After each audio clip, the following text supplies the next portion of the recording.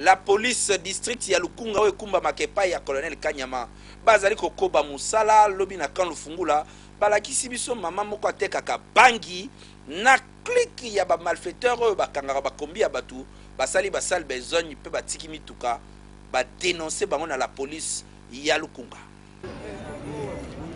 Tangu population azali ko déplorer phénomène kuluna tala ba oyo bazali ko favoriser yango ezali lokola mama oyo ya azali moteki monene ya diamba colonel Kanyama akutaki aza ko kabola yango lokola ndunda ya solo tala ba kwei na ye aza ko babatana terrible. Bon nayebaki te nayebaka tinga nango penza te lokola aza namonaki bana baza misatu naobokola bana mobala aza te yango tenga nazwaka ata mwa kombe 3000 ya rapide bana baliaka. Lokola colonel Kanyama alalaki te boyebi phénomène moko eza mikolo na Kinshasa basoldat bakomi kokanga bakombi baza konleve batu kobotola batu biloko na suka bazongisi mutu ya kombi pe bapesi ye mwa eloko. Population balobi ke basoldat bazo coopérer na batu ya kombi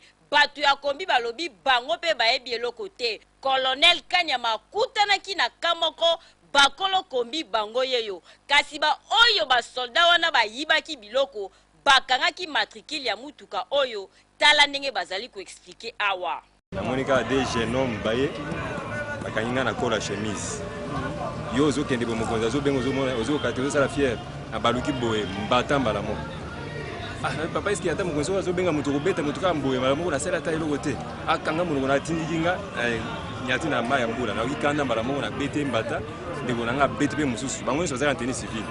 pas même une minute ou 2 minutes ya yena mutu ka iko kale biso liboso tala yo mutu ozali koteka diamba ete ya yo tika yango pamba te ezali kokotisa biloko ya mabe na mitu surtout ya bilenge kasi bino pe basoda ezali nde bosala sécurité ya mboka tangu bokomi konyokola population boye tokanisake bakonzi bazotala pe bazomona bazwa solution pardon